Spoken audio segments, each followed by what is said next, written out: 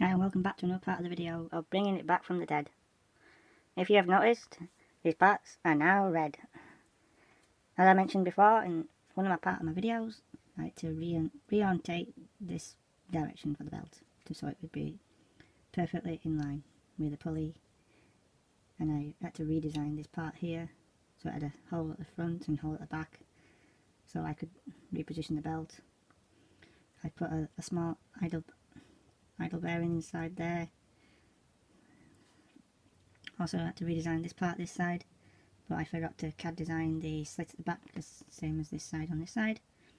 These are some belts what I'd left over from an old printer. I've just reused them. I've recently found my heat shrink tubing, which I've just taken off the connectors. Focuses. Well, you know what I mean. You just get a scalpel and then just lift it up very slightly and pull the pins out slightly, and then put your heat shrink over the cable, and you get some kind of heat source, and then you shrink that down to size. Just makes it a bit more rigid, so you can stick it in along the edge of the frame. This is just a mock-up version of this printer what I've designed myself. I've used different parts for other printers and redesigned all the plastic myself. Redesigned all this down here, like I mentioned in the red video. I redesigned two of these motor mounts to make one. The only thing I didn't redesign were these holders down here and down here. That's all. I didn't touch them at all. This is still the same.